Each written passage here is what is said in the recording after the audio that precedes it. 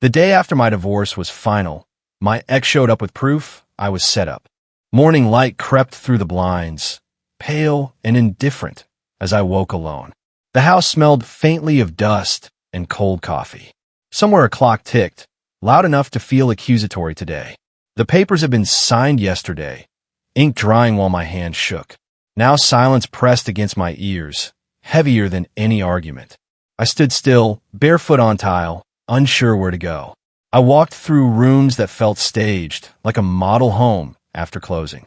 Every step echoed, and the air felt unused.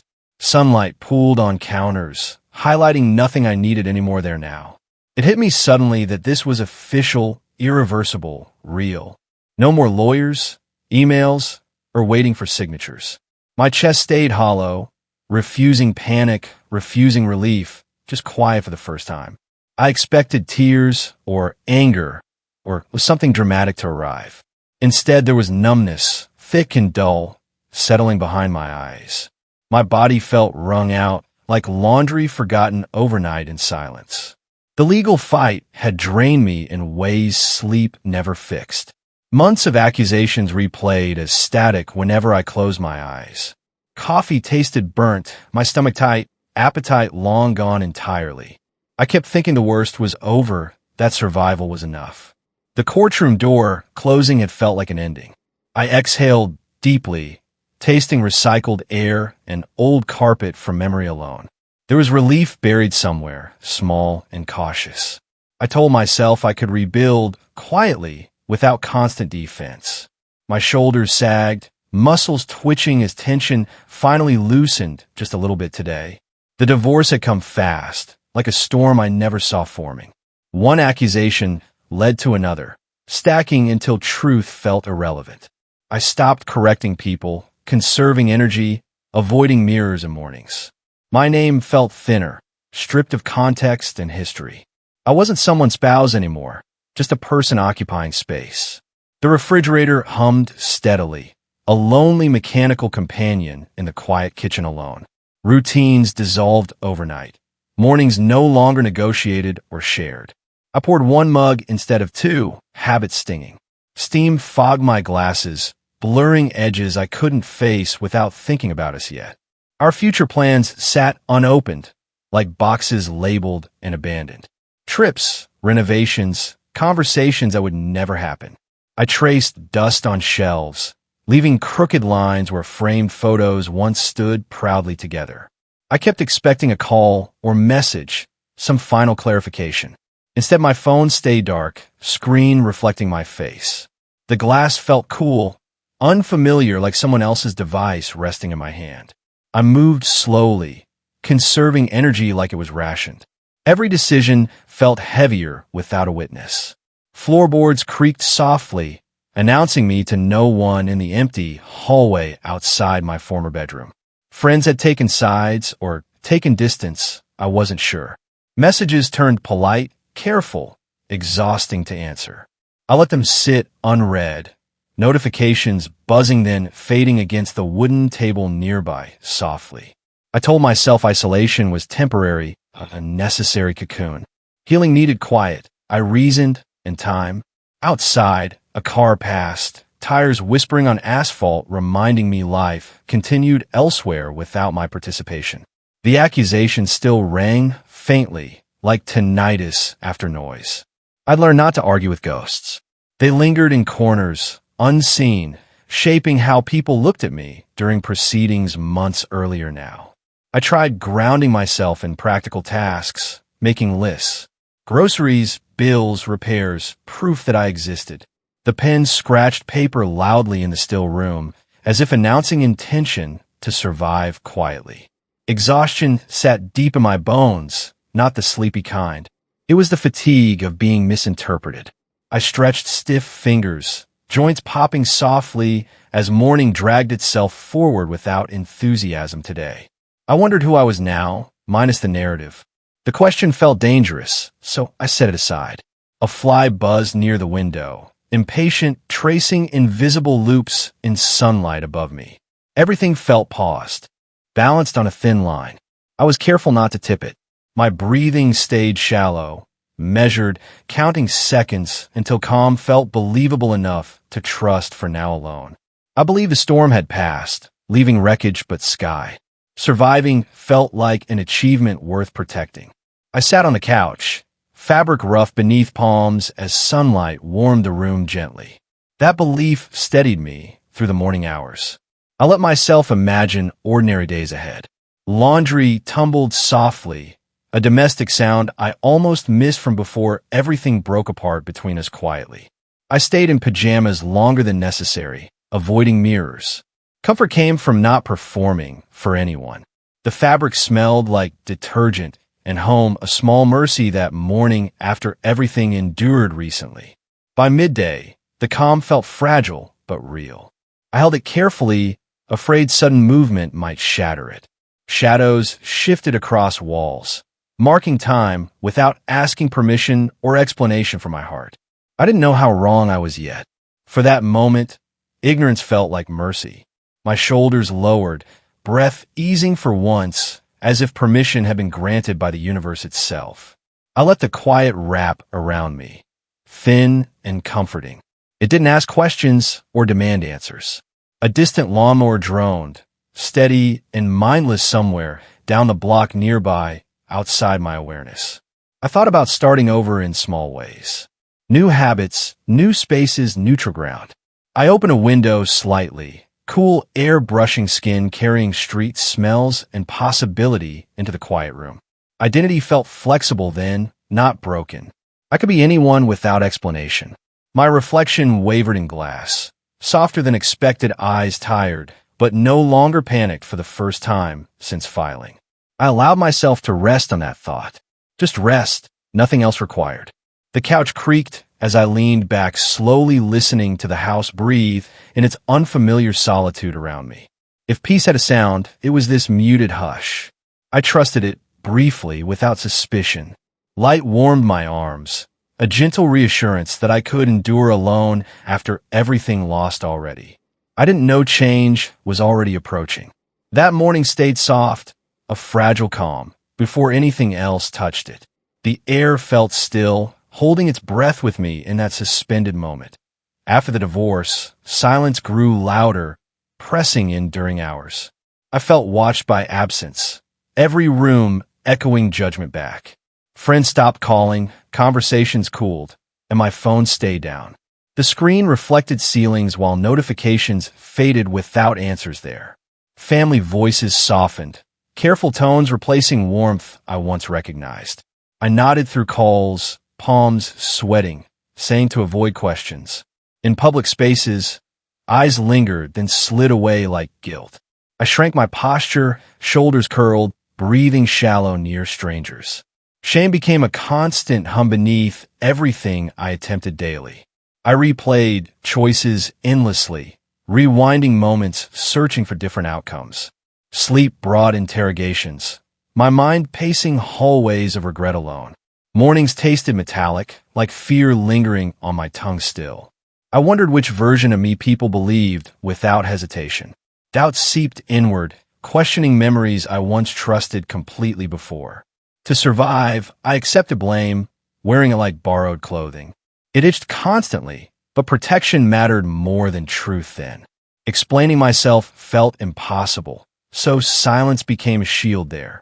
I let assumptions stand, conserving strength for basic functioning alone. Days blended together, marked only by meals and sleep cycles. I measured progress by getting up without trembling most mornings. The community felt smaller, tighter, closing ranks around narratives already. I avoided familiar places, choosing routes where nobody knew me. Grocery aisles became obstacle courses of accidental encounters with anxiety. My cart rattled, hands steadying it when panic rose suddenly. At night, I cataloged losses, naming each without ceremony quietly. Marriage, reputation, routines disappeared, leaving raw outlines behind everywhere now. Yet somewhere, acceptance flickered, faint but persistent inside me daily. I couldn't fight everything, so I chose rest for survival. Rebuilding started small, almost embarrassingly modest with daily tasks only. I cleaned surfaces slowly, reclaiming control through repetition and order. I made schedules for myself, promises I could keep alone. Check marks felt triumphant, inked proof of endurance against doubt daily. Physical space changed first, emotional space lagging behind for me. I rearranged furniture, altering sight lines to reduce memories in side rooms. Some mornings, despair still pinned me to bedsheets with weight. I breathed through it, counting exhales until standing felt possible. I stopped defending my story, letting it be incomplete publicly. Peace arrived quicker, without constant explanation to others who judged. Work became refuge, tasks predictable and fair during long days. Keyboards clicked rhythmically, grounding me in competence and focus there. I learned to eat alone without flinching in public places. Clinking dishes sounded neutral, no longer accusatory to my ears. Gradually, self-blame softened into something manageable I could hold. I acknowledged mistakes without letting them define me entirely anymore. The past remained heavy, but not immovable within my chest. I carried it carefully, adjusting grip when tired and sore. I started imagining neutral futures without vindication or apologies owed. Just quiet continuance felt enough then for my healing process. Loneliness persisted, but it stopped feeling fatal over time, slowly. I trusted myself again, incrementally through repeated days of effort. I stopped scanning faces for verdicts while walking outside alone. Strangers became scenery, not threats to my fragile sense of. Time dulled sharp edges, leaving manageable corners around my life. I breathed easier, shoulders slowly uncurling during ordinary, quiet moments. I believed the narrative had settled permanently into place, finally. Nothing new was coming, I assumed based on recent experience. That belief offered comfort, predictable and dull like steady weather. I leaned into it, grateful for the pause it provided. I no longer expected surprises from my life after upheaval. Stability felt like an achievement earned through pain, patience, endurance. My days followed simple arcs, now from morning to night. Wake, work, rest. Repeat became enough for this stage of. I thought rock bottom had been mapped clearly by pain. I stood beyond it, standing upright with cautious confidence returning. Acceptance didn't feel triumphant, just quieter than despair before it. That quiet felt survivable and maybe permanent enough for now. I stopped looking backward every step while moving forward slowly. Momentum mattered more than explanations to me during recovery then. The story felt concluded, pages turned without ceremony or witnesses. I placed it on a shelf inside my mind carefully. Grief lingered, but it behaved, now staying within limits set. I could coexist with it during normal functioning hours daily. I trusted calm, believing chaos had passed for good. Finally. Nothing suggested otherwise at the time from my limited view. My heart beat evenly most days without sudden spikes anymore. Peace settled into routines, quietly as I allowed it space. I believed the ending had arrived after everything endured alone. That belief let me rest without scanning horizons for trouble. For once, my story felt finished in its current form. I exhaled, accepting the quiet as something I'd earned. When we first met, everything felt light and unguarded then. Laughter came easily, warm like summer evenings together back then. We talked about futures without fear, assuming time was generous. Coffee cups clinked as plans spilled across napkins on tables. Friends loved us as a unit, dependable and balanced. Dinners buzzed with praise, glasses catching light around long tables nightly. My ex seemed endlessly supportive, attentive in ways others admired. Compliments followed them into every room we entered together, smiling. I trusted them completely, never questioning motives or tone. Their voice soothed me during doubts, late, quiet, uncertain nights alone. We built routines that felt solid and adult. Mortgage papers rustled, signatures tying us together with careful, deliberate shared pride. Money merged quickly, accounts blending without hesitation. It felt efficient, practical, like commitment to a shared future we trusted fully. Our friends became mutual, circles overlapping until separate edges vanished. Weekends filled with group plans, barbecues, birthdays, holidays, trips together.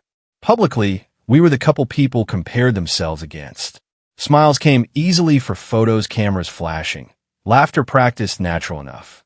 They remembered details about me I forgot myself. It felt like being deeply known by someone safe, steady, reliable always. I leaned into that security without resistance. Trust became muscle memory through repetition, comfort, and shared years together quietly growing. Decisions gradually shifted toward their preferences, unnoticed at first. I adapted, calling it compromise like couples do to survive happily. They handled finances mostly, reassuring me with confidence. Statements arrived already reviewed, neat, organized, highlighting progress and stability ahead always. When concerns surfaced, they framed them as protection. I nodded, trusting intentions because love teaches patience and understanding over suspicion. Our reputations intertwined tightly with careers and community. One reflected the other at events, offices, schools, charities, fundraisers together proudly. They shone in public spaces, charismatic and composed. I stayed slightly behind, smiling, supportive, adjusting pace to match theirs naturally. Sometimes I deferred decisions to keep peace. It felt minor, temporary like weather, passing, nothing worth naming or resisting then. Love felt steady, dependable, free from drama. That absence convinced me everything worked as intended, balanced, mature, and safe enough. Looking back, nostalgia softens edges and sharpens confusion. Memory glows warmly through filtered light, dust, laughter, music, photographs, smiles frozen. I believe we were equals building something lasting.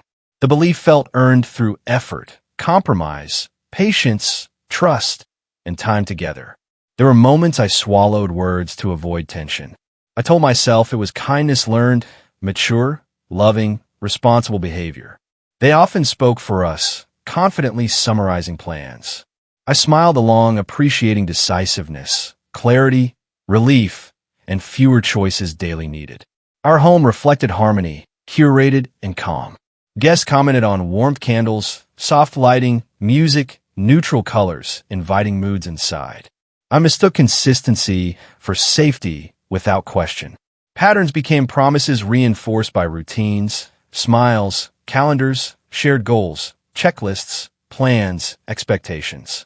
Control never announced itself loudly during those years. It whispered through preferences, timing, priorities, subtle corrections, guiding hands, gentle pressure. I didn't label discomfort, lacking language then. Confusion stayed faint beneath gratitude, loyalty, affection, and the glow of public approval. They were admired, which reflected onto me. I felt chosen, lucky, validated, secure, and reluctant to question anything that worked. Our story felt simple when told aloud.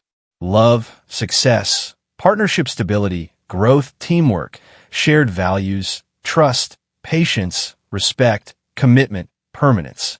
Inside, I sometimes felt smaller without knowing why. I ignored attributing it to stress, work, adulthood, normal adjustments required. Years passed under that comfortable narrative we maintained. It felt true enough to trust, enough to stop asking questions entirely. The outside picture stayed glossy and convincing. Even I believed it during quiet nights, early mornings, anniversaries, holidays, years passing. I defended our relationship instinctively when others joked. Loyalty felt automatic.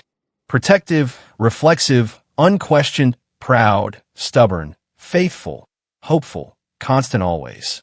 Any imbalance hid behind affection and success. It blended well with compliments, routines, gifts, reassurance, smiles, praise, shared victories, applause. I didn't know what to question, so I didn't. Peace mattered more than curiosity, confrontation, discomfort, doubt, risk, honesty, disruption. Looking back now, perfection feels slightly overpolished. Too smooth, softened, warnings muted, intuition dulled, questions postponed, instincts quieted, trust unquestioned. At the time, I felt grateful more than curious. Gratitude blinded me with comfort, routine, praise, affection, security, familiarity everywhere. I see now how appearances protected deeper dynamics. Then, I couldn't articulate, recognize, or name the imbalance forming quietly beneath.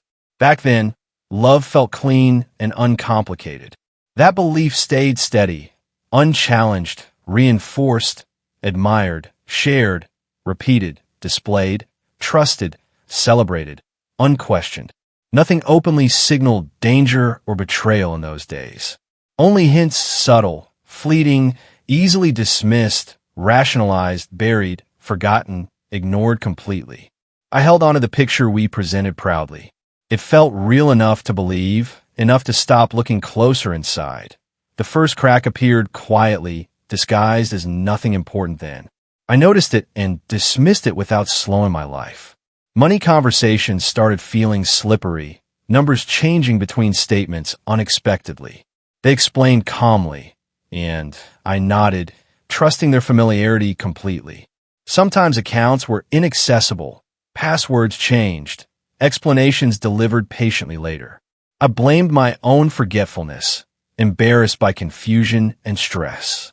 Tension crept into evenings, without clear causes or arguments mentioned. Silences stretched longer, punctuated by sighs and glances across rooms. I worked harder to smooth things over, avoiding difficult questions.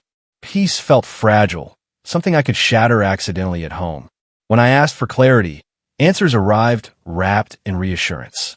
They sounded reasonable, making my doubts feel childish and small. I began questioning my instincts, deferring to their certainty often. Trust shifted subtly, no longer mutual, but directional over time. Social plans changed, fewer invitations, explanations offered on my behalf. I accepted cancellations, assuming misunderstandings or busy schedules happened naturally. Friends became distant slowly, like radio signals fading over hills. I stayed home more, leaning inward for stability and quiet. Disagreements ended with me apologizing, unsure what I'd done wrong. Relief followed, mixed with unease I couldn't name at first. Information arrived selectively, filtered through their explanations carefully each time. I stopped seeking originals, trusting summaries instead without protest then. My confidence eroded quietly, grain by grain inside me daily. I deferred decisions, grateful someone seemed certain about things always. Financial discussions left me feeling smaller, less capable each time. They reassured me gently, reinforcing dependency disguised as care there. Paperwork piled up, unanswered, deadlines handled without my involvement knowingly. I trusted them, telling myself teamwork meant delegation and support. Arguments became rare, replaced by careful emotional distance between us. That quiet felt safer than conflict then to me somehow. I noticed my world narrowing, routines shrinking around home slowly. Isolation disguised itself as simplicity and focus during those days. When discomfort surfaced, I swallowed it to keep harmony intact. Harmony mattered more than understanding. I believed back then sincerely.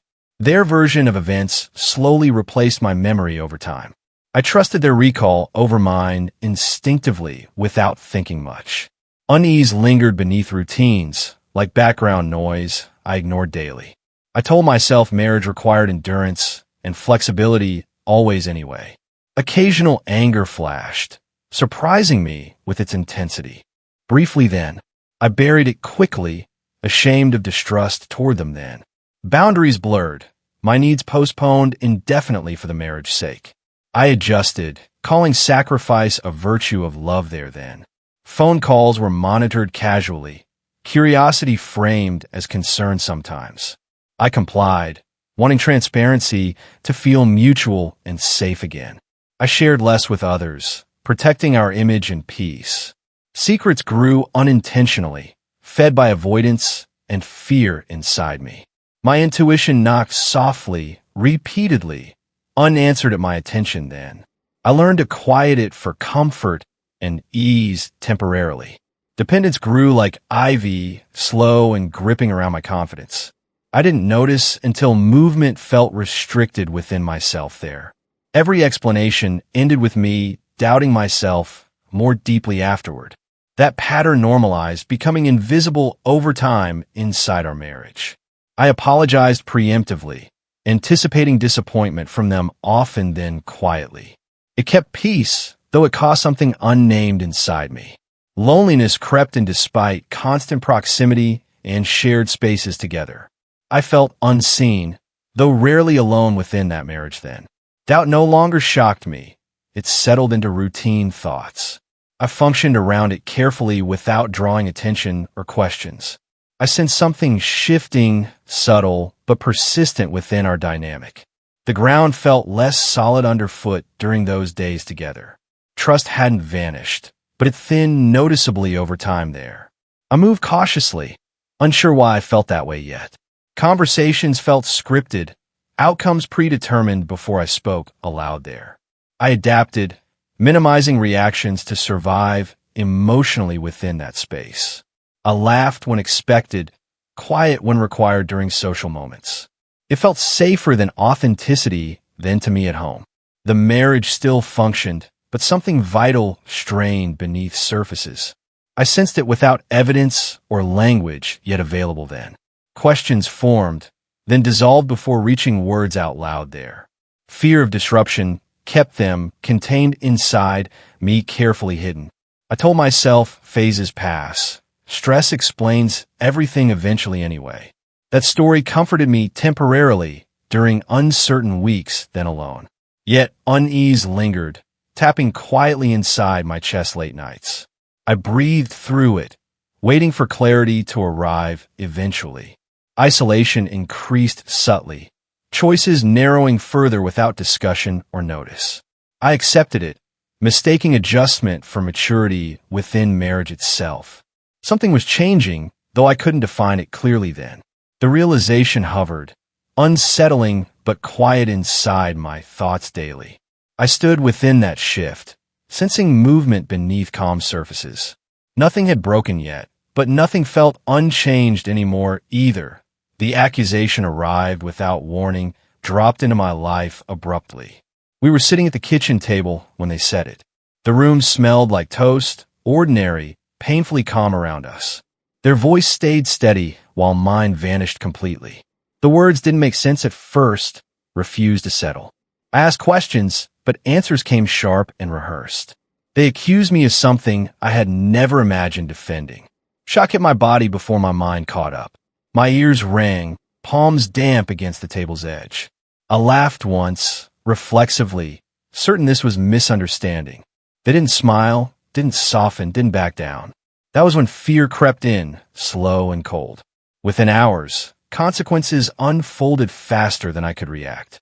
Calls were made, messages sent, narratives shaped without me. Friends stopped asking for my side almost immediately. Family voices tightened. Conversations clipped and cautious. The accusation followed me into every space suddenly. It rewrote years of trust in a single sentence. I felt exposed, like standing under bright lights. My ex moved quickly, confidently, already steps ahead. They knew the system better, or at least sounded like it. Lawyers entered the picture, language suddenly sharp and foreign. Documents piled up, deadlines looming before I understood stakes. I struggled to keep up, scrambling for clarity and help. Meanwhile, they stayed composed, presenting certainty as truth. The imbalance became obvious too late to correct. I was reacting while they were directing outcomes. Social fallout arrived next, quieter but just as painful. Invitations disappeared, replaced by silence and speculation. I felt eyes on me, even when alone. Shame wrapped around my chest, tightening with every message. I questioned my memories, my tone, my past decisions. Confusion blurred into fear as stakes became clearer. This wasn't just about us anymore, it was survival.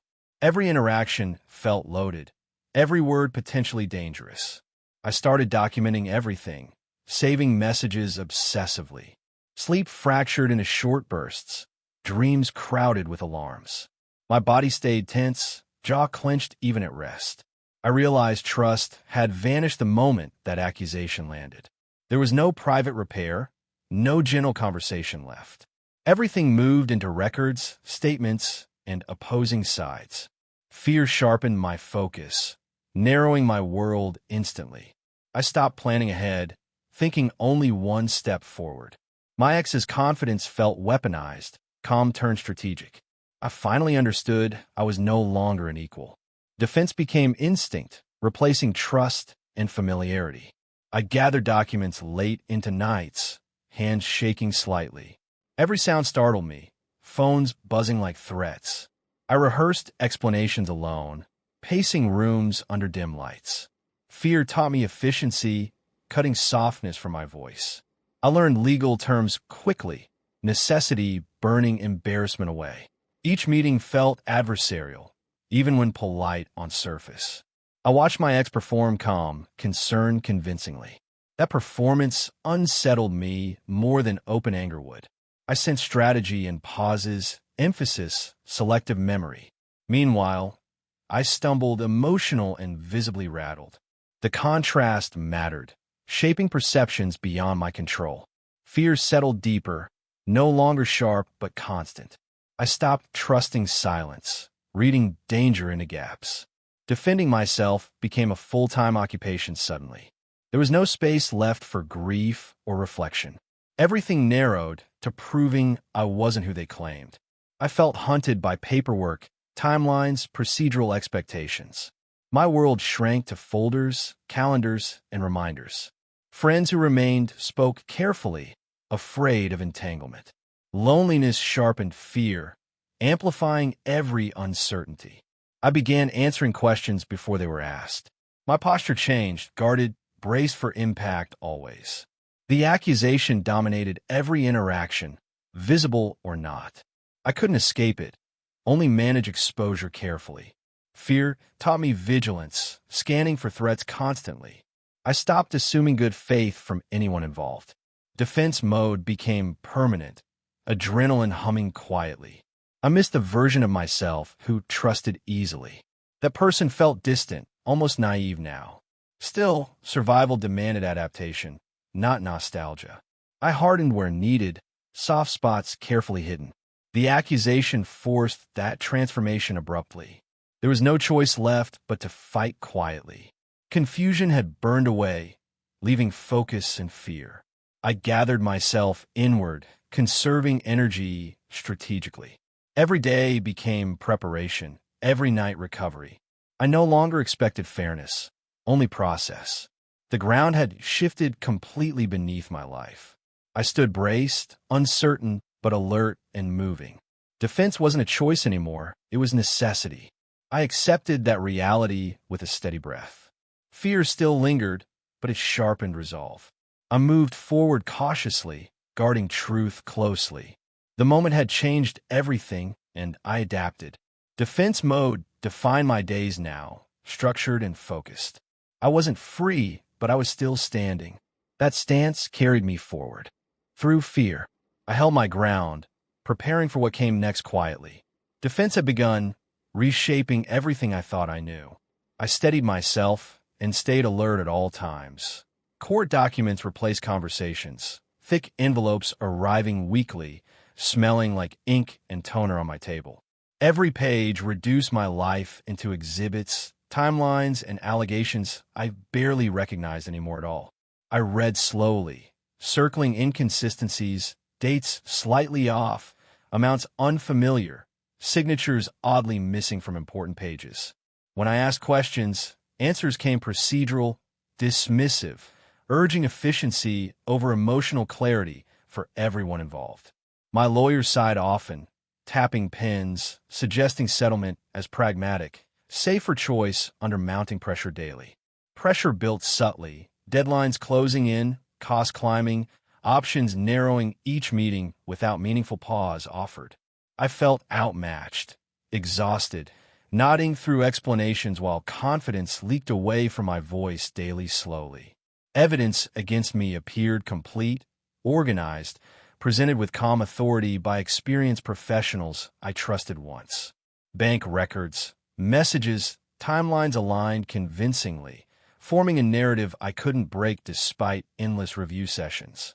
I noticed gaps, things missing, context stripped, but proof requires more than intuition inside courtrooms.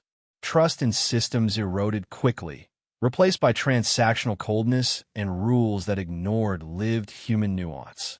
Judges listened politely, faces neutral, bound to documents over feelings I struggled to translate clearly there. Each hearing drained me, fluorescent lights buzzing overhead relentlessly as I sat still gripping folders tightly. I stopped sleeping deeply, waking rehearsing explanations for invisible audiences while clocks glowed red beside beds.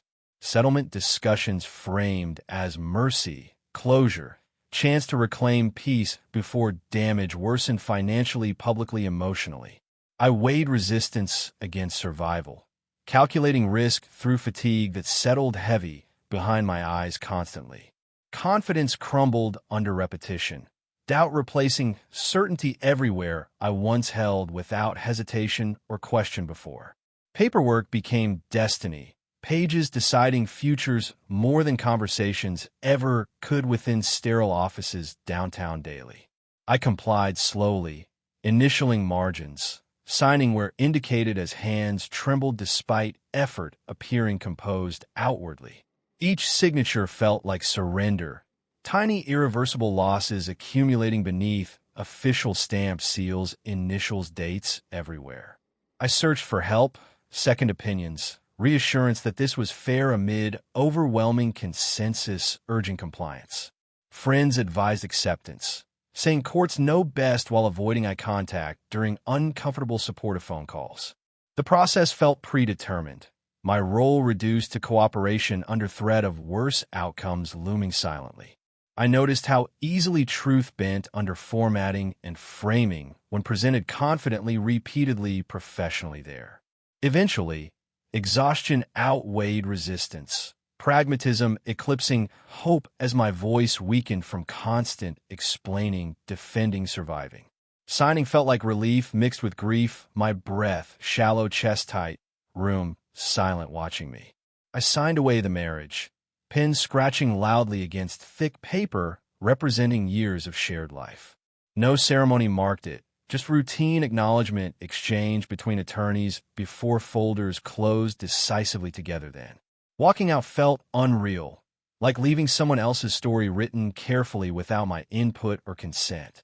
The building smelled like cleaner and old carpet as doors closed softly behind me that day. I sat in my car afterward, hands numb, steering wheel, cold sun glaring through windshield silently. The marriage existed now only in files archived, labeled, dated, sealed, reference stored elsewhere, forever done. Trust and protection systems felt misplaced, naive after watching procedure overpower truth, persistence, humanity, fairness daily. I questioned everything, including myself, after witnessing how easily narratives harden, officially unquestioned, stamped, accepted, final.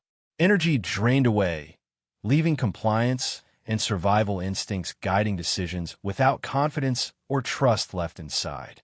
The paperwork ended, but impact lingered long after signatures dried, shaping days, moods, posture, sleep afterward.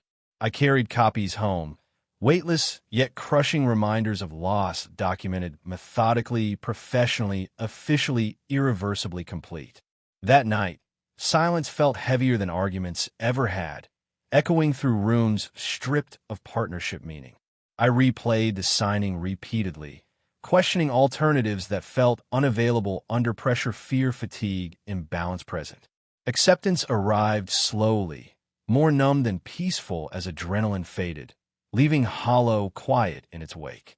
The marriage was gone, officially and legally reduced to pages signed, initialed, archived, concluded, finished, ended. I trusted the process because resistance felt impossible given evidence, cost, pressure, exhaustion, fear, isolation then. Walking forward felt uncertain, but backward was closed by signatures, ink, authority, time, procedure, consequences, finality. The system moved on quickly after conclusions reached, files shelved, calendars cleared, attention shifted, silence followed. I carried the outcome quietly. Without validation, trusting endurance over fairness would sustain me somehow onward. Confidence felt distant, something I once owned before documents decided differently, rewriting history, assigning blame, consequences. I focused on functioning, not understanding fully, because survival demanded momentum over meaning, acceptance over answers. The legal chapter closed with finality, my signature, initials, date, confirming compliance, surrender, conclusion, ending done. I left the marriage on paper that day, carrying quiet grief, disbelief, exhaustion, resignation, acceptance, solitude. Nothing felt resolved, only completed as I stepped forward, documents behind, future unclear, shaken, breathing steadily. The fight drained out of me one quiet afternoon alone. I felt something loosen inside. Not relief, just absence there. I stopped arguing facts because no one was listening anymore. The effort cost too much for too little return now. My lawyer noticed first, my answers shorter, my questions gone. I nodded through meetings, hands folded, eyes unfocused, breathing steady. Anger burned out, leaving a flat quiet where emotion lived. Numbness felt safer than hope, easier than fighting shadows daily. Accepting the outcome became survival, not agreement or forgiveness anymore. I chose damage control over truth, retreat over resistance quietly. My reputation thinned quickly, whispered about without my presence nearby. Doors closed softly, invitations stopped, names changed tone around me. Finances followed, savings gone, credit strained, future plans erased entirely. I downsized life, expectations the way others downsize, houses gradually. Relationships suffered under suspicion, discomfort, and my withdrawal from others. I became harder to know, easier to avoid quietly now. Friends offered sympathy packaged with distance, unsure how to help. I thanked them anyway, practiced gratitude like a reflex daily. The truth felt irrelevant against paperwork stamped and finalized officially. Facts lost weight when repeated confidence outweighed evidence consistently everywhere. I stopped correcting narratives, conserving energy for basic functioning alone. Silence became strategy, not weakness, not consent anymore for me. Isolation settled in like weather, constant, dull, unavoidable each day. I arranged my life smaller to reduce exposure and risk. The breaking point arrived quietly, without tears or shouting theatrics. I simply stopped believing persistence would change anything for me. Fear remained, but it dulled into manageable background noise eventually. I functioned automatically, detached from outcomes emotionally each passing day. I signed what remained, initial margins, met deadlines obediently quietly. Compliance shortened the process and reduced collateral damage significantly overall. Letting go felt like dropping a heavy shield finally down. Without it, I felt exposed but lighter than before somehow. I no longer needed to convince anyone of innocence publicly. Belief seemed personal now, not communal shared with others anymore. Anger tried returning, but numbness blocked the doorway completely shut. I accepted the barrier, grateful for reduced pain inside me. The divorce date arrived without ceremony or confrontation at all. Calendars flipped, notices filed, lives adjusted quietly around the decision. I dressed neutrally that day, blending into surroundings deliberately unnoticed. Fabric felt stiff, shoes heavy, steps measured across the floor. There was no victory speech, no apology offered anywhere present. Just procedure completing itself with practiced efficiency and muted finality. When it ended, I felt neither free nor crushed entirely. I felt empty enough to keep moving forward alone steadily. My marriage became a closed case number within the system. Names replaced stories. Dates replaced years of shared lived experience. I drove home afterward in silence, with windows half down. Air rushed past, cool and indifferent against my face outside. The house waited, unchanged, as if nothing happened at all. I sat down slowly, absorbing finality without reaction or tears. Numbness replaced grief, a functional substitute that allowed survival daily. I preferred it to feeling everything at once anymore then. The truth still existed, but it felt weightless to me. Whether known or hidden seemed equally irrelevant after everything ended. Isolation became routine, predictable, manageable enough for daily living now. I stopped reaching outward, conserving emotional bandwidth for myself alone. People moved on faster than I expected after everything concluded. That realization hurt less than I imagined possible somehow then. Acceptance settled fully once resistance ended within my own chest. I breathed easier without constant preparation for defense or explanation. The divorce finalized with a clerk's confirmation recorded stamp dated. A simple notice marked the end of my marriage officially. No one celebrated, mourned, or protested during that moment quietly. Life resumed around me at normal speed immediately afterward again. I carried the outcome without commentary or justification anymore then. Explaining felt pointless after so much silence from everyone else. Resignation brought strange peace, low and steady inside my chest. It wasn't happiness, but it held me together enough daily. I trusted numbness to guide me forward through ordinary days. Feelings could return later. I decided when life felt safer. The fight was over, officially and internally within me now. I set my shoulders and continued living despite unresolved truth. Truth mattered less than stability at that point in time. I prioritized survival over vindication completely without guilt or debate. The marriage ended quietly, without closure conversations or reconciliation attempts. Paper declared it finished, and I agreed by signing once. I felt tired, but capable of continuing on my own. That was enough to accept for now during this chapter. The divorce became final, sealing that decision in quiet ink. I let go, and everything went still around me. Then a sharp knock echoed through the apartment that morning, startling me awake. Sunlight fell unevenly across the floor, making dust particles float lazily in the quiet air. I froze, heart picking up speed, a flash of disbelief washing over me immediately. It couldn't be them. Not now, not after everything. I hesitated, breath caught, hand hovering above the doorknob. Numbness from the day before clashed with rising tension, creating a strange disorientation. When I opened the door, there they stood, calm, composed like nothing had changed. Their eyes met mine with an intensity that unsettled every nerve in my body. The air between us vibrated with unspoken words, heavy and charged. I swallowed, unsure whether to step back or invite them in. They held an envelope in one hand, edges crisp, weight meaningful. I recognized the seriousness in the gesture, the promise of disruption it carried. "I need you to see this," they said softly, voice measured, almost gentle. Something in their tone made my stomach tighten, a prelude to the storm inside. I nodded slowly, taking the envelope with hands that trembled more than I expected. As I opened it, photographs and documents spilled out onto the counter. Each piece detailed actions, conversations, and financial transactions I thought were private. A pattern emerged, meticulously organized, pointing to manipulation I had never suspected. I blinked repeatedly, trying to process what I was seeing. The images and notes suggested setups, traps I hadn't recognized at the time. Every memory of the marriage flickered under new, untrustworthy light. Words faltered in my mouth as I struggled to form questions. What, why, how?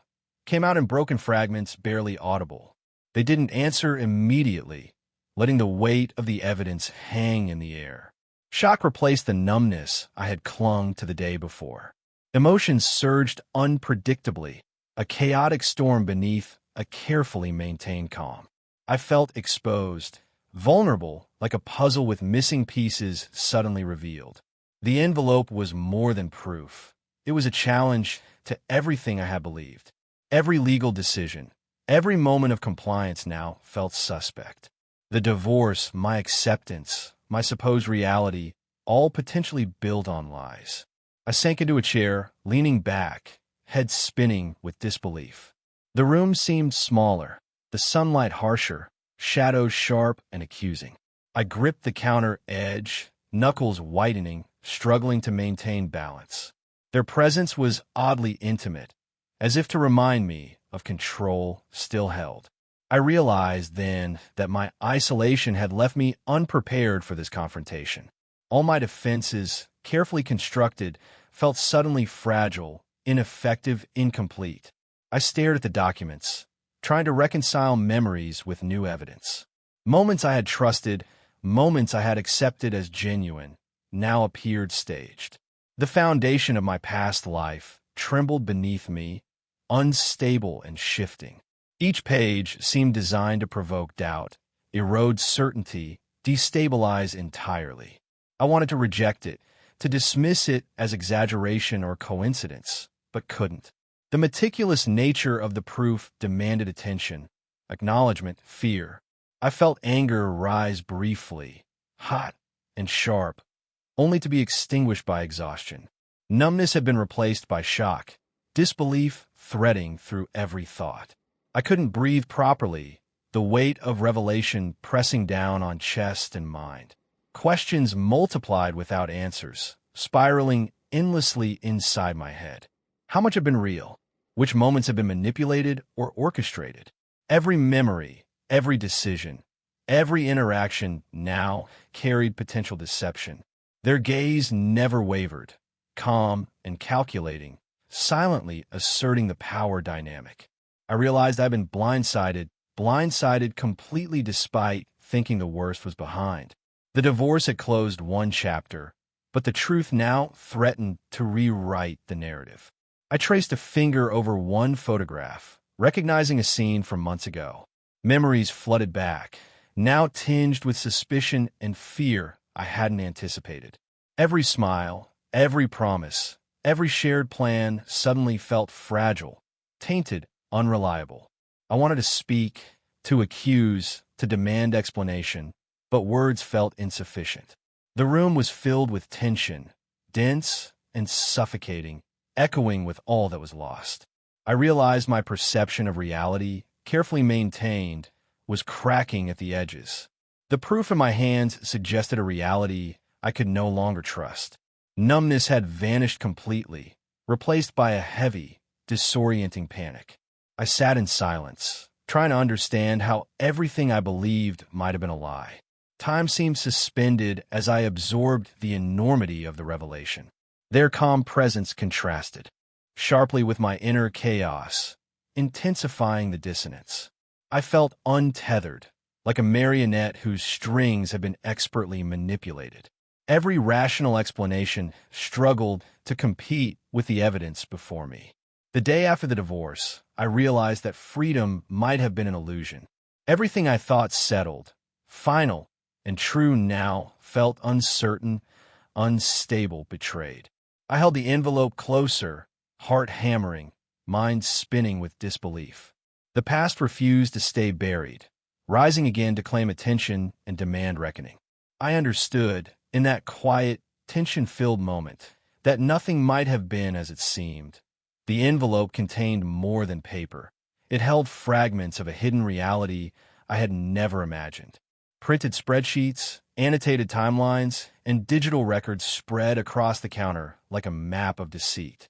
Ink smelled faintly sharp, and the paper felt crisp beneath my fingers as I began sorting through it.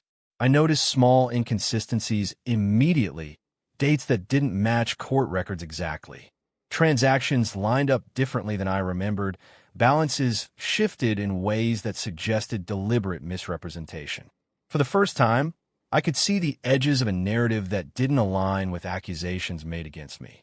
Receipts and emails formed a pattern, subtle yet deliberate, pointing to manipulation I had ignored before. Cross-referencing timestamps revealed overlaps that contradicted every claim leveled in the divorce. I paused frequently, tracing lines with my finger, as though touching the truth would make it real. I saw entries that had been omitted or altered, small enough to escape attention initially. These discrepancies suddenly carried weight, undermining the story presented in legal documents. My heart beat faster with each new discovery, shock now giving way to cautious curiosity. The timelines told a story of orchestration, moments I had assumed were coincidental. Phone logs, travel itineraries, and digital records all aligned against the accusations that had haunted me. I leaned over the counter, scanning pages with a growing sense of disbelief and relief mixed. Patterns emerged, dots connecting in ways I had refused to see before. I recognized manipulations I had dismissed, subtle but intentional, designed to control perception. The evidence suggested I had been set up, carefully, systematically, almost surgically. I felt a spark of hope, fragile and tentative, flickering through the lingering shock. If these records were accurate, if they held, the accusations against me might finally crumble. I allowed myself a quiet breath, tentative optimism brushing against the edges of fear. Yet fear persisted, deep in my chest, reminding me of the cost of revisiting these wounds. I had numbed myself for months, survived by avoiding confrontation, and exposure now felt dangerous. The thought of reopening old scars made my hands tremble slightly as I continued sorting evidence. Every document I touched carried stakes: truth versus peace, clarity versus pain. I recognized that pursuing this could disrupt the fragile calm I had fought to maintain. Yet the potential for justice outweighed the comfort of silence, even if only slightly for now. I traced a series of email threads carefully, noticing replies that contradicted public claims. Annotations revealed intentional omissions, explanations edited for impact, details obscured from my view. It became clear that the narrative I had been presented was constructed, deliberate, designed to mislead. Photographs and timestamps offered tangible proof, subtle yet irrefutable when assembled correctly. I spread them across the table, piecing together a visual timeline of events that didn't match accusations. Each frame strengthened the sense that manipulation had been deliberate, premeditated, calculated. I hesitated before opening certain folders, wary of confronting more evidence than I could emotionally process. The act of looking deeper carried weight, the possibility of discovery, both thrilling and terrifying.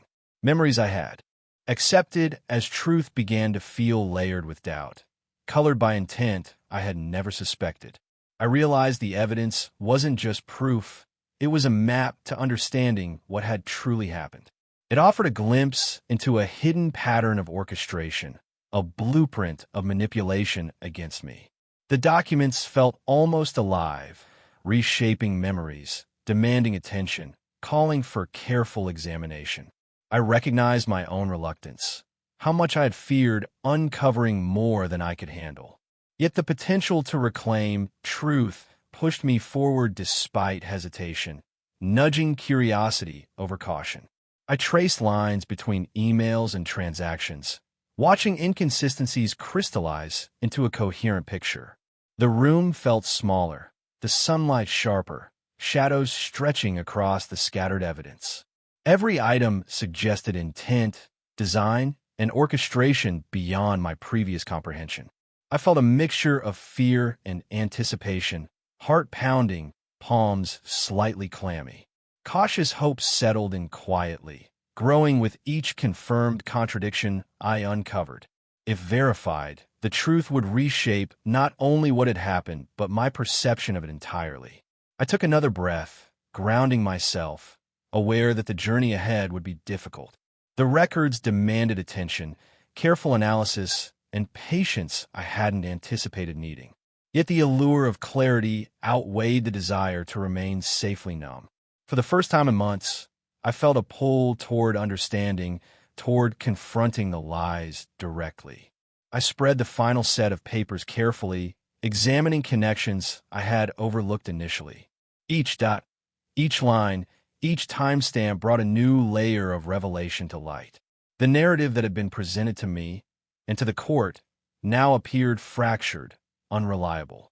I understood the stakes fully. Pursuing truth might disrupt fragile calm, but silence could never restore it.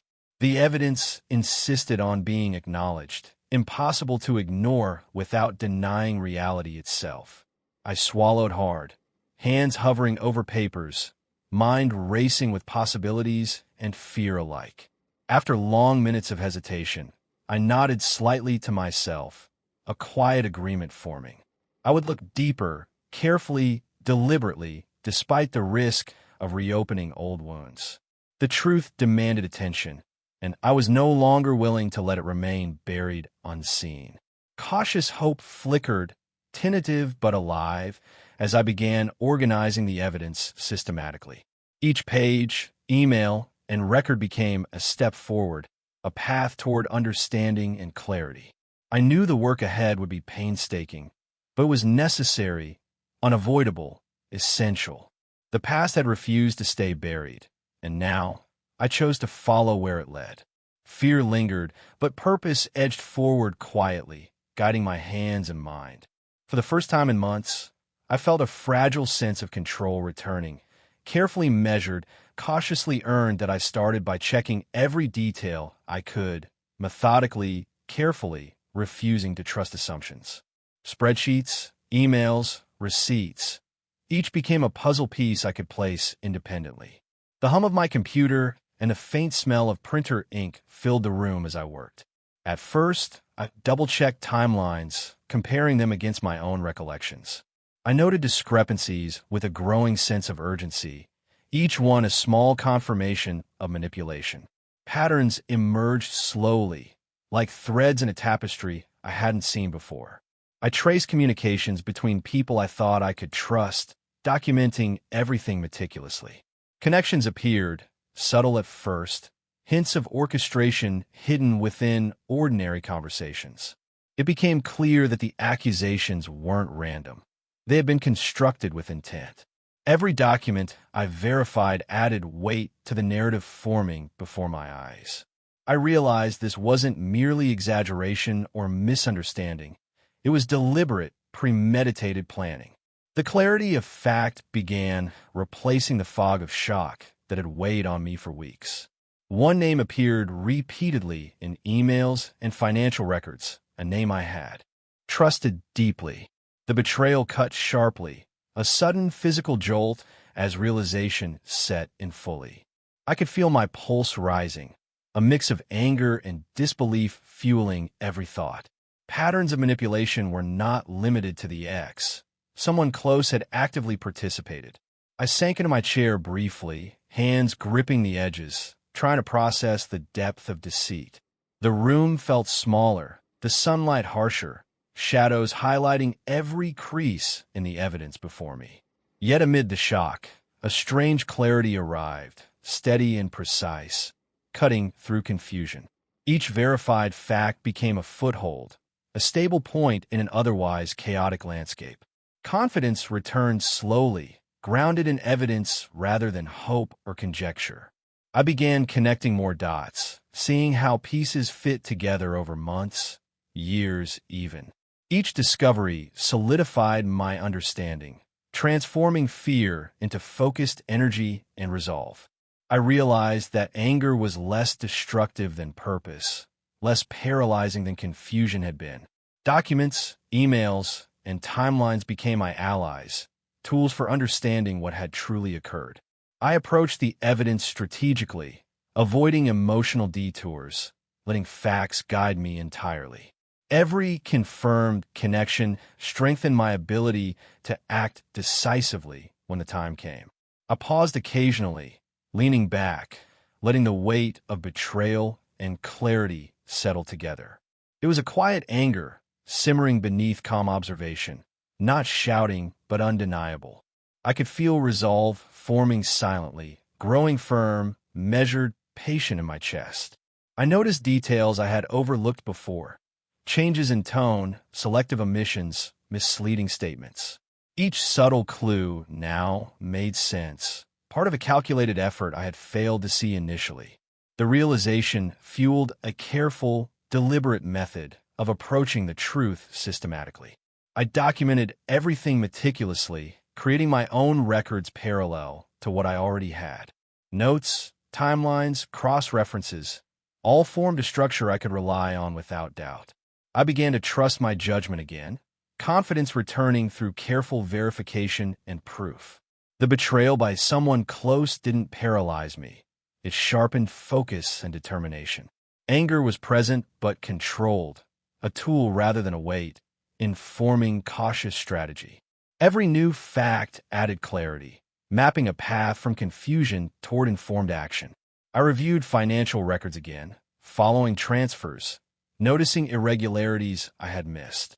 Digital footprints revealed coordination, confirming suspicions raised by independent verification. Each confirmation strengthened my understanding, giving tangible shape to months of uncertainty. I felt a steady power returning, subtle but undeniable, coursing through measured observation. Shock gave way to recognition. I could act, armed with evidence, armed with clarity. I realized I no longer needed to guess or rely solely on others' versions of events. Patterns of manipulation now clearly outlined. I felt a cautious optimism growing quietly. The betrayal stung, but facts provided leverage I hadn't possessed during the divorce. I understood now what had been done, who had done it, and how it had been hidden. I compiled everything into an organized sequence, ready for the next step, methodical, deliberate. My resolve solidified, tempered by patience, focused on strategic rather than reactive moves. Each detail confirmed reinforced the path forward, reducing fear, increasing measured confidence. I breathed slowly, hands resting on the documents, eyes scanning the evidence repeatedly. The room felt smaller, charged, alive with the weight of revelations I now controlled. Clarity replaced chaos, and for the first time, I saw a path where I could act intelligently. I decided that action would be measured, deliberate, founded in fact and timing. Impulse had no place here. Only careful strategy would ensure I regained control. A quiet determination settled into my posture, subtle but unshakable, guiding my next steps. The betrayal was profound, yet understanding. It fully gave me strength rather than despair. I felt anger and clarity intertwined, a powerful engine driving precise decision-making ahead. The past had been manipulated, but I now had the tools to respond strategically. I leaned over the table, reviewing each page once more, mind alert, focused. Patterns were clear, connections undeniable, evidence verifiable, truth under my control. A sense of agency returned, quiet but resolute, as I prepared for careful action. I understood the stakes: truth versus peace, accuracy versus perception, patience versus impulse. Each step forward would require measured planning, yet I was ready to follow the trail. For the first time in months, I felt grounded, empowered, prepared to act deliberately and decisively. That I traced the threads of manipulation carefully, piecing together not just what had happened, but who had gained from it. The realization hit slowly, like cold water on skin. Someone I had trusted implicitly had orchestrated much of the deception. Memories of shared confidences, late-night conversations, and whispered reassurances now felt tainted, sharpened into betrayal. Every financial anomaly, every conveniently timed accusation began to point in a single direction. The advantages gained weren't abstract. They were tangible: access to resources, social positioning, and public sympathy.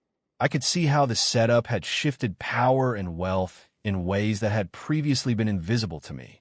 I thought about the divorce, once a personal catastrophe, and now recognized it as a piece of a larger puzzle.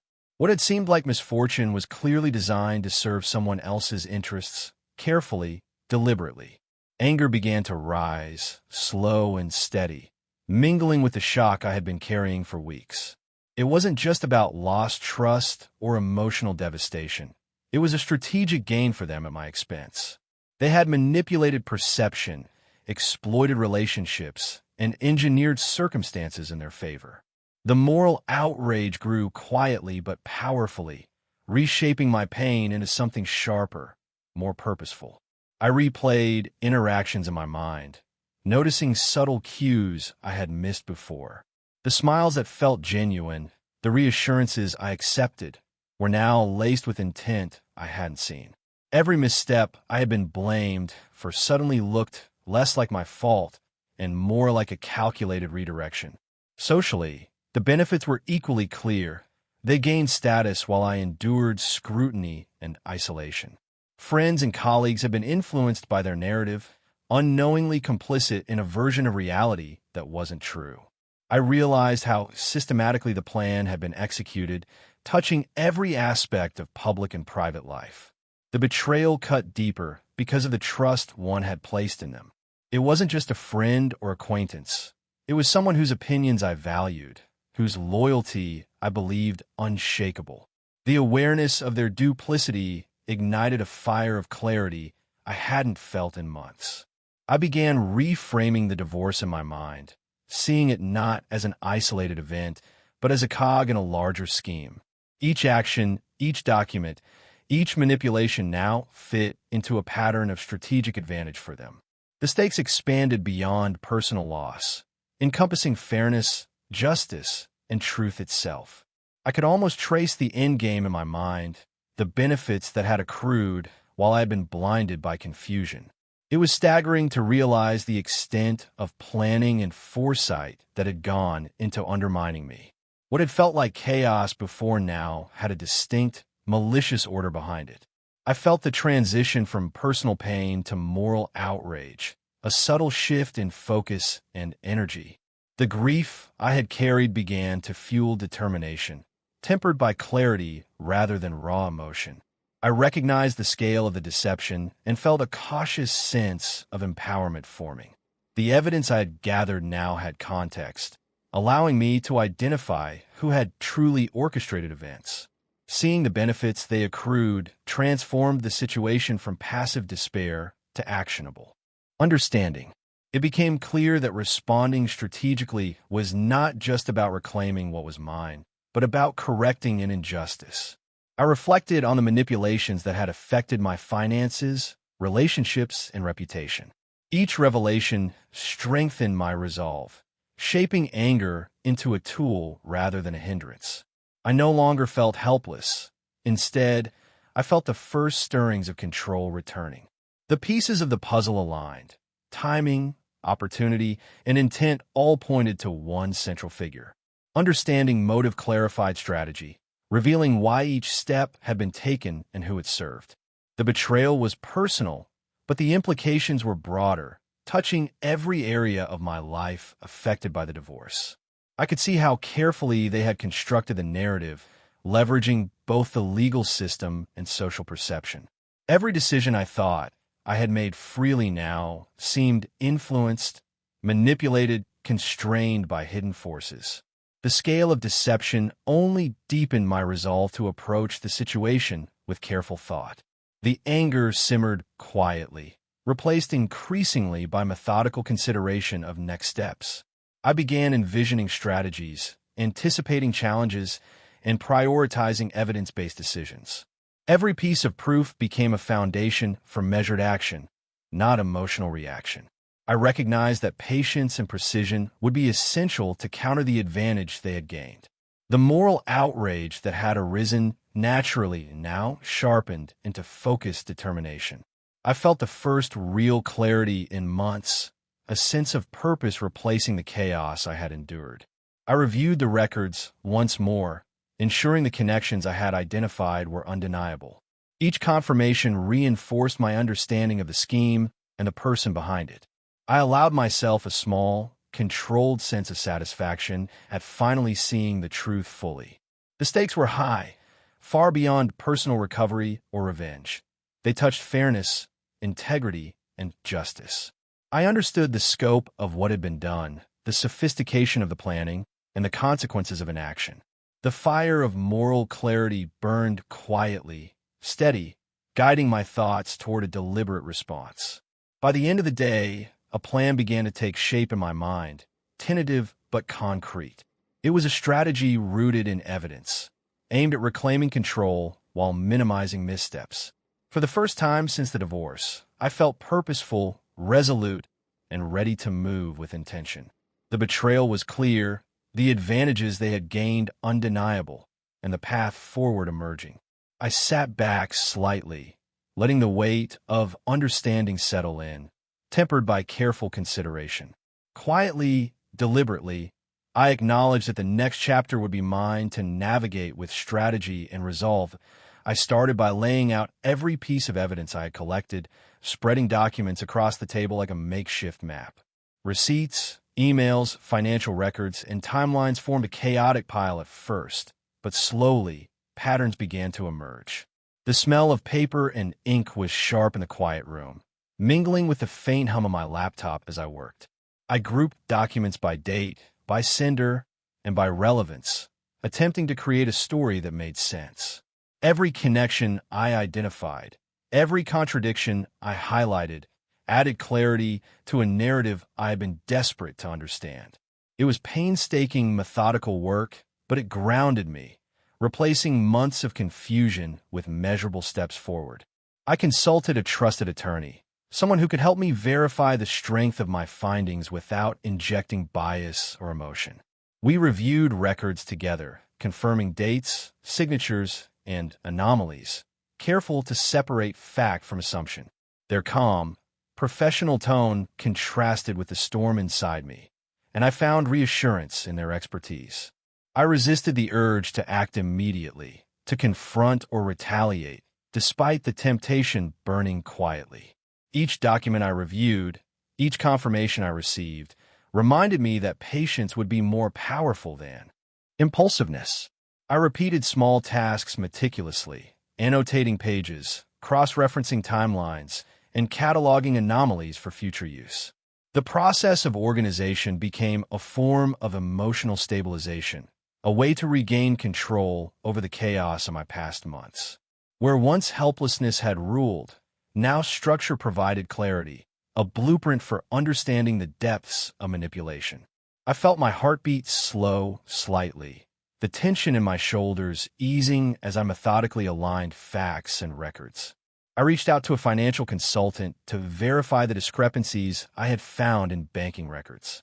Together, we traced transfers and reconciled statements, confirming patterns that had previously been hidden beneath layers of complexity. It was both infuriating and illuminating to see the scope of planning laid bare by careful analysis. Each meeting, each verification, reinforced the importance of documentation over conjecture. The power of written records became obvious. Dates, signatures, and digital trails provided authority that memory alone could never achieve. I began to understand that timing, careful compilation, and patience could turn chaos into clarity. Even the small details mattered. Timestamps on emails, subtle changes in phrasing, and overlooked receipts all built toward the truth.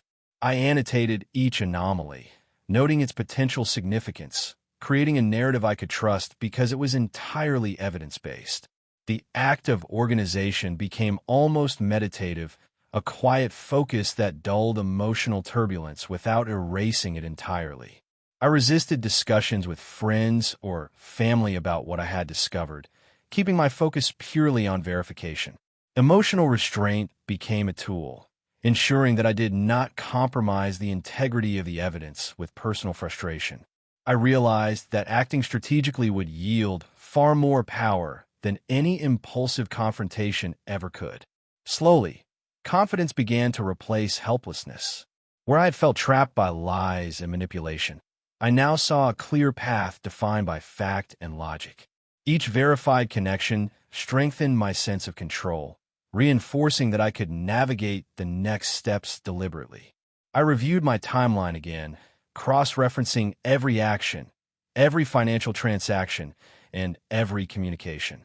The story it told was coherent, undeniable, and structured. The manipulations I had endured were laid bare for the first time. Seeing it organized on paper allowed me to step back emotionally, appreciating the clarity and power of preparation.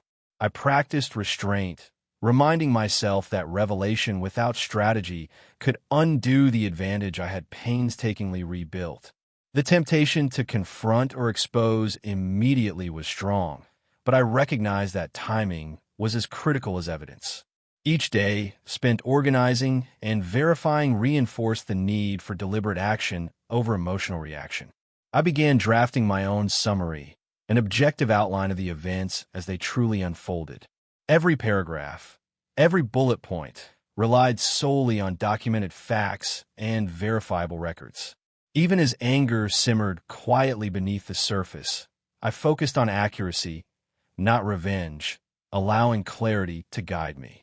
With each step, I felt more grounded in my understanding and more confident in my ability to act. The chaos of past months no longer dictated my thoughts. The narrative I had compiled did.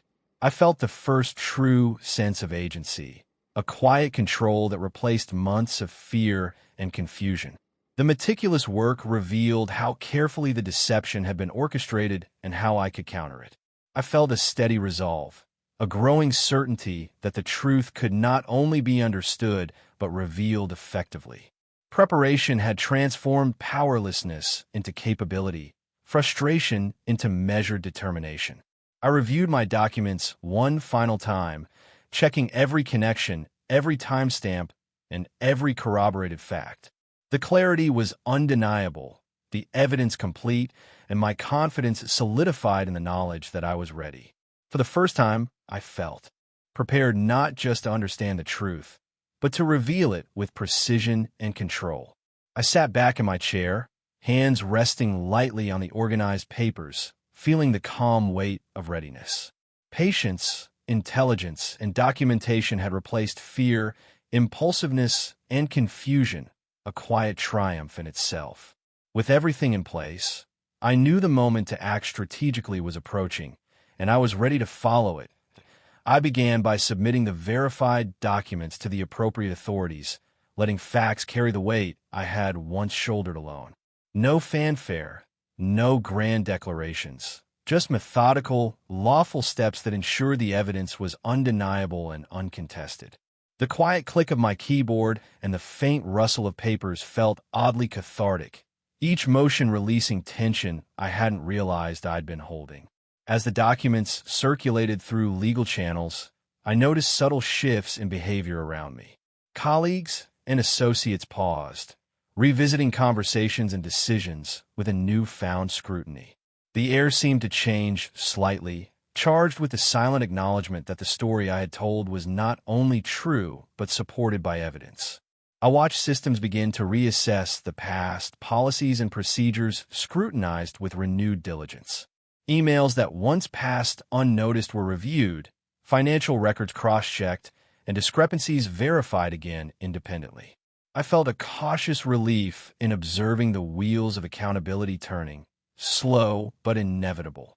The responses were muted, professional, almost clinical, but I could sense the shift in perception.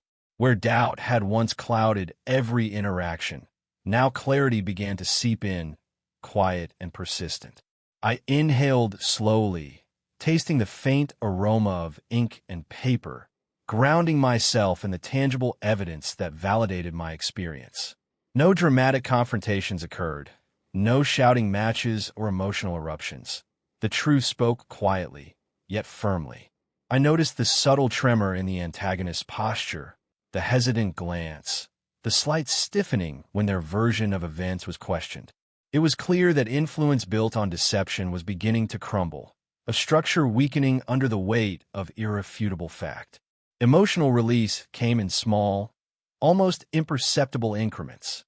A tightness in my chest eased, my jaw unclenched, and the storm of anxiety that had followed me for months began to settle. Validation arrived, not in applause, but in the acknowledgement of truth by those who mattered and the systems I had trusted. I observed people reviewing the evidence, connecting dots I had laid out, and the pieces began to align independently in my presence. The antagonist's control, once subtle but pervasive, was quietly undermined, their web of manipulation losing tension. I felt the power of preparation, intelligence, and restraint. The work I had done allowed the truth to unfold naturally. I documented each response, not for revenge, but to measure the unfolding accountability. Every acknowledgement, every reassessment, every internal review reinforced that action rooted in evidence, not emotion, carried the greatest weight. I felt the satisfaction of justice unfolding without the need for confrontation or retaliation, the process itself becoming restorative. Witnessing systems correct themselves, even incrementally, allowed me to release lingering anger. Where months of fear and uncertainty had once dominated, I felt steadier, lighter, aligned with reality rather than rumor. The emotional tension that had built silently began to dissipate, replaced by a cautious serenity. I noticed colleagues and officials exchanging quiet observations, expressions shifting from skepticism to understanding. The subtle nods, the soft frowns of realization, spoke volumes, more than words ever could. It was in these unspoken acknowledgments that the truth gained momentum, and my relief deepened. I kept my actions measured, resisting the urge to confront personally, letting systems and processes act as impartial arbiters. Each verified correction, each reconsidered assumption, reaffirmed that lawfulness and patience were more powerful than confrontation. I felt a sense of empowerment not from vengeance, but from knowing that fairness was being restored. The antagonist's reputation, carefully cultivated through deception, began showing cracks in professional and social spheres. The subtle shifts, hesitation, repeated clarification, cautious distancing, indicated influence was waning, trust eroding. I watched with measured attention, aware that the collapse was driven entirely by the evidence I had compiled. No dramatic victories were needed. The process was slow, methodical, and undeniably effective. I felt the weight of months lift gradually, a quiet buoyancy replacing the tension that had defined my days. Each confirmation of accountability reinforced my belief that truth, patiently and lawfully presented, carries its own authority. I allowed myself small moments of emotional grounding, closing my eyes and drawing in steady breaths. The quiet power of preparation, patience, and meticulous documentation was now tangible in every interaction I observed. I sensed a shift not just externally, but internally, my confidence growing as fear and uncertainty receded. The antagonist's influence continued to diminish, subtle but steady, as colleagues and authorities reassessed the narrative. I felt a sense of moral satisfaction, knowing that deception was unraveling without my direct confrontation. The quiet restoration of balance carried its own profound impact, both externally and within me. Each day, the evidence I had organized proved resilient, reinforcing the truth even when human memory faltered. Systems functioned as intended, correcting misperceptions and misattributions one careful step at a time. I felt increasingly detached from anger, rooted instead in calm observation and factual assurance. I recognized the importance of restraint, how letting processes run their course ensured the most thorough and lasting results. Watching truth assert itself without violence or impulsive action deepened my understanding of effective accountability.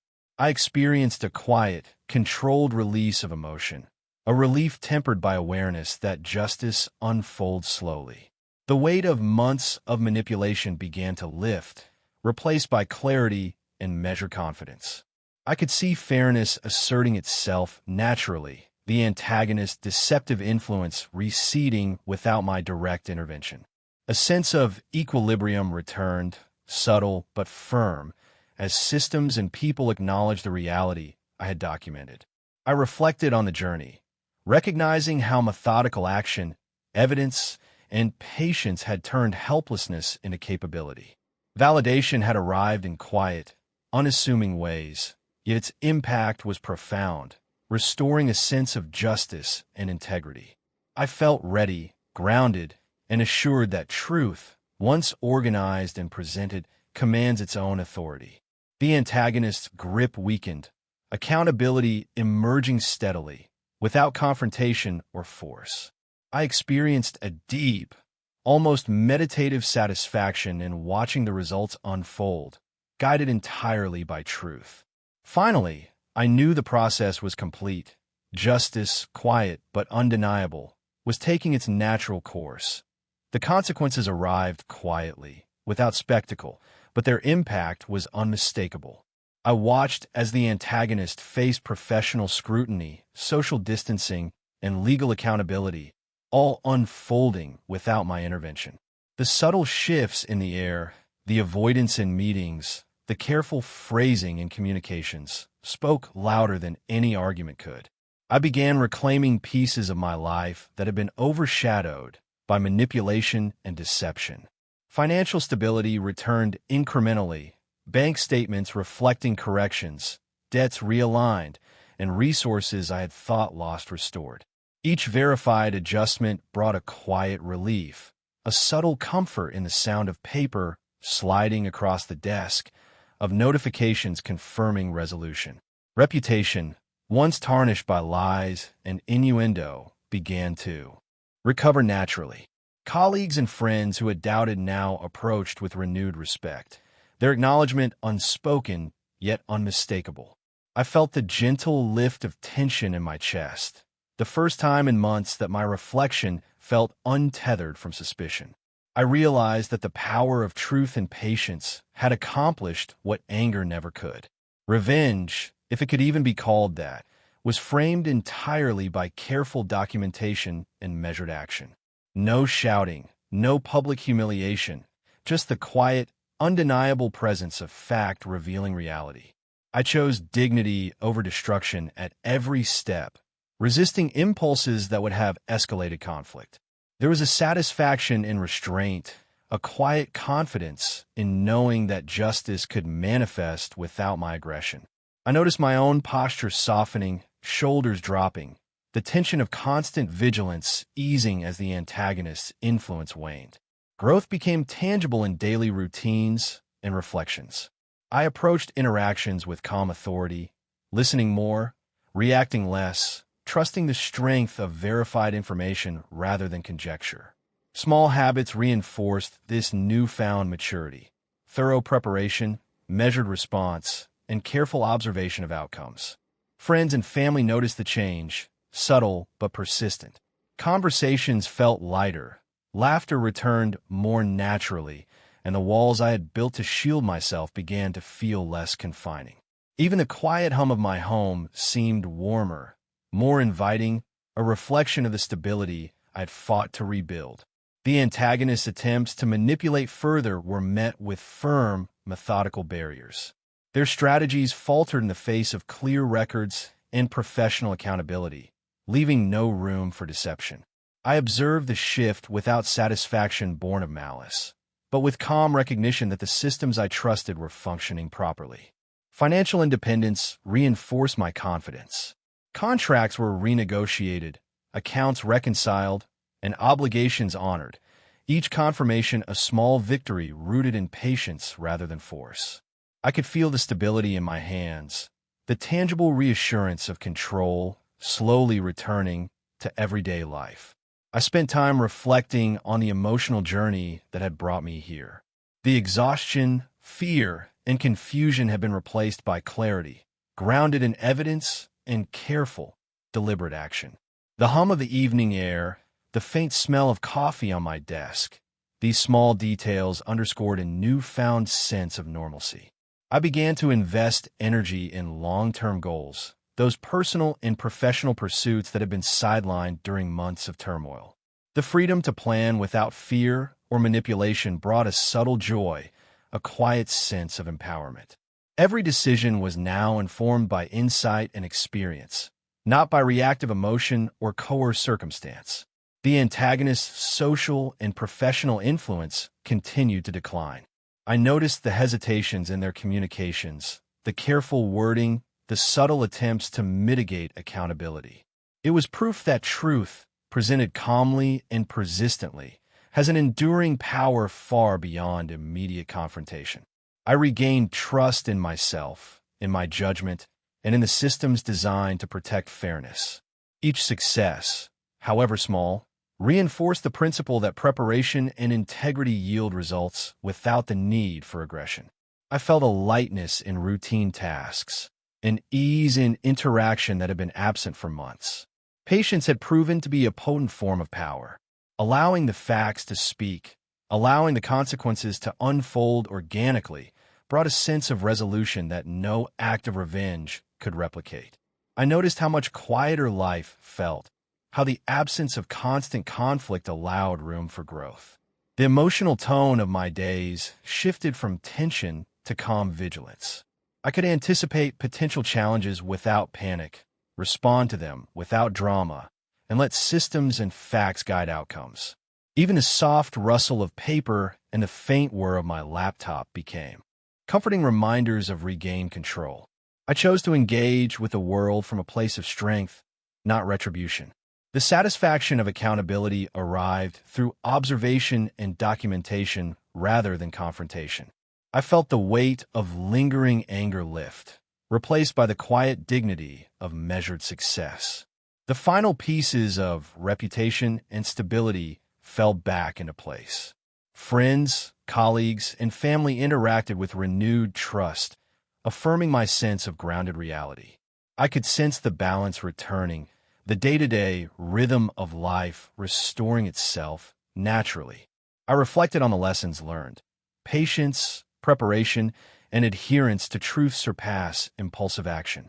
Emotional control became a source of power, and integrity proved stronger than fear or deception. Even the faintest sounds of daily life, keyboard clicks, distant traffic, the hum of the fridge, felt like affirmations of regained equilibrium. The antagonist faded into irrelevance, not through spectacle, but through consistent exposure to reality. I observed this quietly, appreciating the efficacy of lawfulness and patience over dramatic confrontation.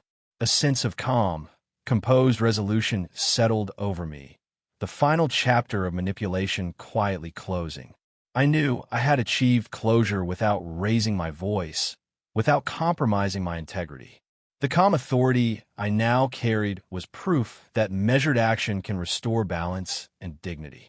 I felt the serene satisfaction of a life reclaimed, the subtle triumph of justice unfolding naturally, leaving space for growth, peace, and reflection. Looking back, the entire experience feels like a slow, grueling lesson in the fragility and strength of trust. I learned that intuition is a quiet alarm, often dismissed in the chaos of emotion, yet impossible to ignore once fully recognized. The faint unease I had felt in small, overlooked moments was not paranoia. It was a guide I had ignored at my peril. Resilience, I realized, is not about never breaking. It is about moving forward while carrying the cracks and fractures as evidence of survival. The nights spent awake, heart pounding with fear and confusion, taught me that endurance is not passive, but active, a daily choice to keep standing. Even in numbness, there was progress, small, almost imperceptible steps toward reclaiming my sense of agency. I now understand the weight of accountability, both to myself and to the facts that shape reality. Accepting responsibility where appropriate allowed me to navigate the chaos without surrendering my integrity. Self-worth, I discovered, is grounded not in how others perceive you, but in how faithfully you honor truth and evidence. The scars remain, subtle yet persistent, tracing memories of betrayal and manipulation across my psyche. I do not wish to erase them, for they serve as markers of lessons painfully earned in vigilance well maintained. Yet bitterness has no place in these reflections. The ache exists alongside clarity, not resentment. I learned to observe behavior carefully, to weigh words against actions, and to measure trust like a precious, fragile resource. Those who manipulate often do so with charm and familiarity, making intuition the only early warning. Recognizing patterns became an essential tool, as essential as breathing or taking a step forward in rebuilding life. The experience emphasized the importance of preparation and patience in defending oneself. Immediate reaction, impulsive confrontation, or anger would have obscured truth rather than illuminated it. I discovered the quiet power in methodical action, the satisfaction of letting evidence speak without fanfare. There is also a lesson in forgiveness of self, even amid overwhelming circumstances. Mistakes were made, not fatal ones, but errors that taught me to trust my judgment more cautiously. Acknowledging my own vulnerability reinforced my understanding that survival is active, deliberate, and self-respecting. I discovered that accountability is both personal and systemic. Truth eventually surfaces when observed carefully and acted upon with patience. Facts cannot remain buried indefinitely. This reinforced my belief that life, despite its injustices, has a way of balancing itself over time. Trust, I realized, must be layered and conditional, informed by observation, intuition, and experience rather than idealism. People who appear supportive can conceal motives that are self-serving, and recognizing that does not make one cynical, only prudent. The subtle red flags, once ignored, now serve as guides in navigating relationships and decisions. I learned to embrace calm as a strategy, not merely an emotional state. Quiet reflection, measured response, and disciplined observation replaced panic and rash reactions. The power of restraint became a tool I wielded as effectively as any legal or procedural weapon.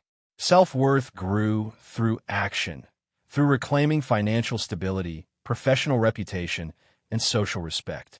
Each restored balance, each corrected record, and each quiet acknowledgement of truth reinforced the value I placed on myself. There is no external validation required when internal confidence is grounded in integrity and evidence. The ordeal also taught me the importance of documentation, not as a means of revenge, but as armor against distortion. Keeping records, organizing facts, and trusting systems allowed the truth to surface naturally, without theatrics. I learned that preparedness transforms vulnerability into strength, chaos into manageable order. Even as the antagonist's influence crumbled, I understood that personal growth is more important than retaliation. The satisfaction derived from restored equilibrium is deeper, more sustainable than any fleeting triumph over another. Patience, intelligence, and quiet vigilance became my tools for long-term survival. Hope, I discovered, is earned through action rather than wishful thinking. By taking deliberate steps to rebuild, I created a forward path unencumbered by deceit and manipulation. The calm confidence I now feel is rooted in experience, preparation, and the measured assertion of truth. The moral is clear. Deception cannot hide indefinitely, and patience coupled with integrity reveals it inevitably. Life may scar, betray, or mislead, but consistent observation and adherence to truth can restore balance. Even the faintest acknowledgement of justice carries profound weight when it follows methodical, ethical action. I learned that survival is an art of measured response, observation, and unshakable attention to fact. Trust must be granted cautiously, but resilience, patience, and self-respect are ever-reliable companions. I feel the calm that comes from having navigated chaos without compromising my principles. In the end, I embrace a quiet optimism, tempered by experience but not diminished by it. The future stretches ahead, not guaranteed, but approached with confidence, vigilance, and the lessons of what has been endured. I step forward knowing that truth, integrity, and self-worth remain my strongest allies.